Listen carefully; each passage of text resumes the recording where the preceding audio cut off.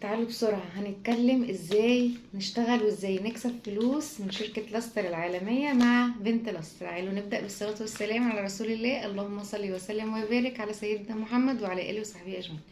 انا فعلا شفت لك ريلز وانت ماسكة الفلوس وبتعديها، طبعا دي فلوس انت جايباها عشان تتصوري بيها. طيب ماشي، انا مش هكذب عليكم ان انا جايباها عشان اصور بيها، بس هل انا جبتها منين؟ كسبتها ازاي؟ وفعلا كسبتها بمجهودي ولا حد ساعدني؟ ايه اللي انا عملته عشان اوصل للفلوس دي؟ وهل الفلوس دي اقصى حاجة انا قدرت اوصل لها، ولا في تاني زيها، ولا في اقل منها، ولا ايه اللي حصل؟ ايه القصة؟ تعالوا نبدأ كده بسم الله واحدة واحدة. أنا كلمتكم كتير وقليل عن الشغل في شركة لاستر والتوزيع في شركة لاستر، وازاي تبقي موزعة وازاي تتعاملي عفوا مع العملاء. طيب أيوة، اول حاجة انا هقدر يا مدام دعاء ان انا ابدأ ب500 جنيه. قلتلك مبادرة الاعلامية منى العراقي كانت بادئه فعلا ب500 جنيه. طبعا شركه لاستر شركه عالميه اصلا، وقبل ما توصل للعالميه وهي نمبر 1 او نمبر 1 في السوق، بس وما كانتش بتشتغل طبعا براس مال 500 جنيه. بس جت الاستاذه الاعلاميه منى العراقي عملت المبادرة ساعة لما عجبها الشغل بتاعنا وانبهرت بينا، وقالت ان احنا نساعد سيدات البيت من المنزل فنشغلهم بمبلغ بسيط. فاحنا بنطبق النظرية دي وماشيين بيها لحد دلوقتي. بس هل هيبقى فيه وقت معين والحاجات دي هتتقفل، او نظام الموزعات هيتقفل؟ هل هيبقى فيه مميزات للناس القدامى، والناس اللي هيجوا جداد مش هيقدروا يتمتعوا بالمميزات؟ هو المفروض انه يبقى بس هو صاحبة الشركة قررت انه الحد اللي هيشترك من يوم، احنا اخرنا تقريبا في شهر 6 شهر 5، وبعد كده باب التوزيع هيتقفل. تمام، فاللي عايز يلحق يشتغل يلحق، لانه هيبقى معاه كل المميزات والصلاحيات القديمة بتاعت الموزعات القدام لحد ما باب التوزيع يتقفل. طيب نخش في موضوعنا، ازاي نشتغل وازاي نكسب فلوس زي دي. ازاي نشتغل؟ اول حاجة انا قلتلك ان انت لازم تشوفي دايرة معارفك الأول، لأن أنا عارفة إن سيدات البيت بالذات بتبقى عندها تخوفات كبيرة جدا من إن هي تنزل سوق العمل على السوشيال ميديا، على فيسبوك والكلام ده كله. فأنت هتبدأي بدايرة معارفك، وبعد ما تبدأي بدايرة معارفك هتلاقي الدنيا وسعت منك شوية. لما توسع منك شوية هتلاقي إنك عايزة تعملي جروب واتساب.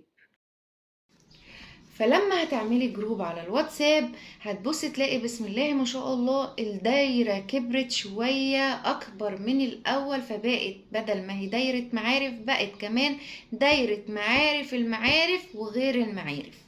تمام، فبدل ما كنت ببيع لطنط سعاد وخالة ام محمد وخالة ام اسماعيل وجارتنا شيماء والحاج احمد بتاع المنظفات اللي في شارعنا وي ناس انا اعرفهم، ومثلا مامة فادي في المدرسة ومامة شوشو في النادي ومش عارفة ايه، بصي هتبصي تلاقي نفسك دلوقتي استاذ اسماعيل بيتصل بيكي وما يعرفكيش، انا عايز من حضرتك مبيد النمل والصراصير لان انا استعملته عن طريق خالته ام محمد وعجبني جدا جدا جدا، فانا عايز اخده من مكان موثوق فيه ويكون عليه العلامة المائية او الحفر بتاعه. وكمان انا عايز اعرف، بصي النقطة دي، حضرتك موزعة في شركة لاستر معاكي اي دي ولا لا؟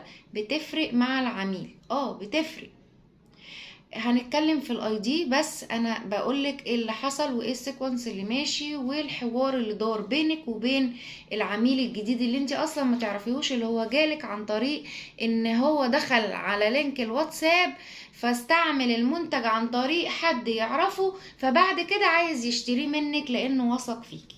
تمام، خلاص احنا وسعنا دايرة معارفنا عن طريق الواتساب وبقت بسم الله ما شاء الله حلوة جدا. لو انت انسة باباكي او مامتك هيشجعوكي وهيقولولك ما شاء الله طالما المبلغ بقى وصل 1500، لا بسم الله ما شاء الله، ده انا هشجعك وهديكي من معايا 1500 وخلي رأس المال بتاعك 3000 جنيه.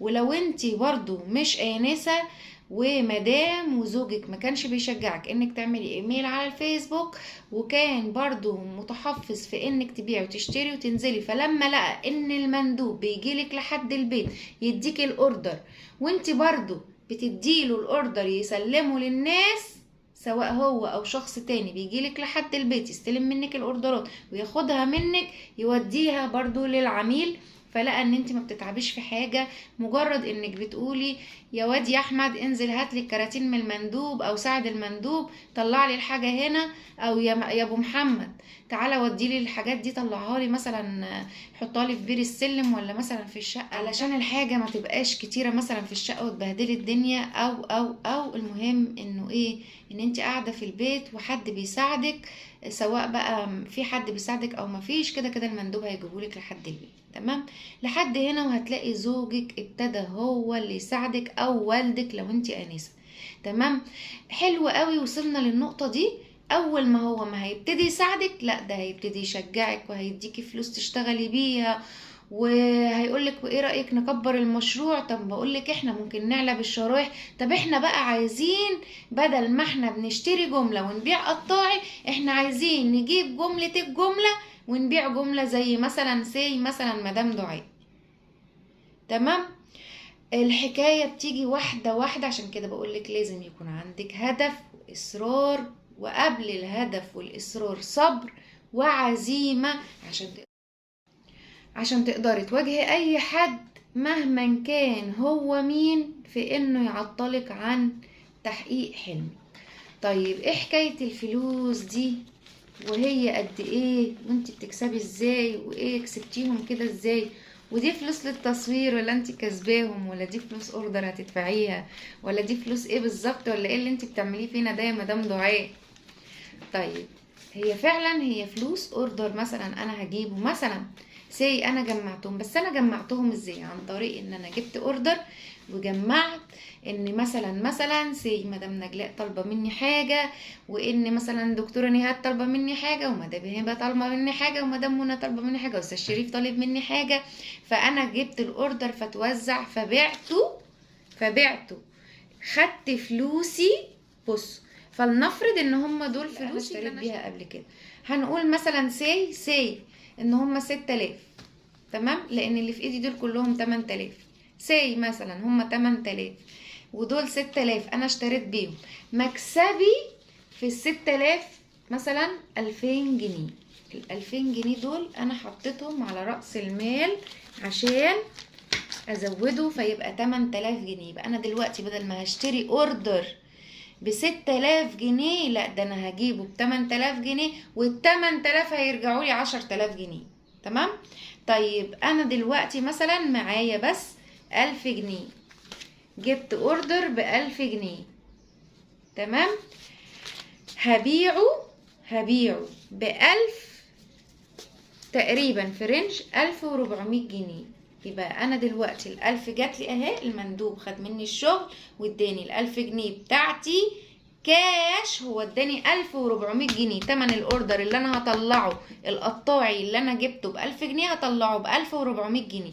يبقى انا كسبت 400 جنيه، وال1000 جنيه اللي انا استلفتها من جوزي اهي المفروض ان انا ارجعها له، لا طب معلش خليها معايا، هزود عليها واجيب اوردر ب1400 جنيه، عشان لما اجيب الاوردر ابو 1400 جنيه يكبر ويبقى 1800 جنيه، الم 1800 جنيه، يبقى انا زودت كده كام؟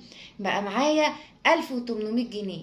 تمام ده لو انا جبت الاوردر مثلا ب1400 جنيه، فالمكسب بتاعه حسبته، فالمهم فانا لميت 1800 جنيه، يبقى انا لميت ال1000 جنيه بتاعت ابو محمد زوجي، واتبقى معايا كمان 800 جنيه زيادة. ادي الفلوس اللي انا استلفتها، وادي الفلوس اللي انا كسبتها، ناقص على الفلوس اللي انا استلفتها من تالت اوردر 200 جنيه. طب استنى عليا شوية، هعمل برضو كده شوية اعلانات على الفيسبوك وانتشر كده في المنطقة، وانتشر كده على السوشيال ميديا شوية، وما تقلقش يا ابو محمد، يومين 3 ان شاء الله هوزع الشغل وهديلك ال1000 جنيه. تك مين عايزه نمله، ومين عايزه مش عارفه ايه، ومين ايه، جمع اطلب يا مدام دعاء ابعتيلي اوردر ب2000 جنيه، كسبت مثلا عليه ب1800 جنيه، كسبت مثلا عليه ال200 جنيه تاني اللي هي الزيادة بقى فوق ال800 جنيه، بقى ال1000 جنيه، بقى معايا ال2000 جنيه. رحت مجمعة ال1000 بسرعة لأبو محمد. اتفضل وشكرا جدا على اللي انت عملته معايا. اتفضل، انا بقى معايا رأس مال يخصني من جيبي انا، من الهوا، من تعبي على السوشيال ميديا. ما هو ده تعب برضو. ما تفكريش ان انت قاعدة في البيت بتعملي فيديوهات او بتنسقي الكلام بيجيلك جاهز، بس انت لازم تحطي التاتش بتاعك، لازم يبقى ليكي بصمة، لازم يبقى ليكي علامة، مش لازم ناخد كوبي وبيست كوبي وبيست من كل حاجة. فبقى معاكي 1000 جنيه من مكسبك انتي، من شغلك، هتبتدي بيها واحدة واحدة. تمام، هو عايز يفضل معاكي بال1000 بتاعته وتكملوا تبقوا بال2000. ال2000 هيبقوا 2500، وال2500 هيبقوا 3، وال3 هيبقوا 3500، وهكذا، والعجلة دايرة وشغالة. خصوصا ان احنا في موسم الشغل بتاعنا بدأ، الحمد لله الحمد لله اللهم لك الحمد. فأي حد هيدخل في الموسم هيستفاد جدا جدا. يا رب اكون قدرت اوصل لكم الفكرة، انت بتكسبي ازاي وبتشتغلي ازاي. ولو في اي اسئلة انا معاكم. انا عارفة ان انا ما بجاوبش على اسئلتكم بسرعة، بس بجد بصراحة انتوا يعني بتدعموني جدا باتصالاتكم وبتليفوناتكم، واي حد انا ما ببخلش عليه باي رد على اي سؤال.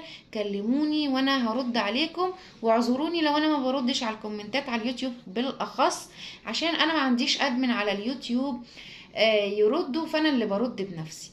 فاستودعكم الله الذي لا تضيع ودائعه، والسلام عليكم ورحمة الله. وانتظروني في فيديو جديد عن اي حاجة انتوا عايزينها، انا بعملها لكم ان شاء الله. متنسوش تعملوا لايك وشير وسبسكرايب.